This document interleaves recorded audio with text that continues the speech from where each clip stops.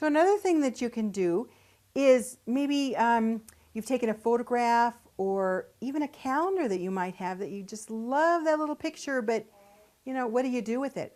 Well, what you can do with it are something like these two pieces here, where we've actually cut out shutters in the matting. All of these little tiny cuts are all hand drawn and hand cut, and it makes them again unique.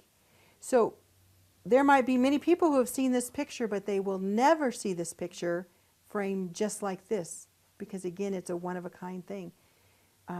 They have computer mat cutters out there today that might do something similar, but we do it, we hand design it and hand cut for each individual piece. And then these frames, these are wonderful frames from Italy.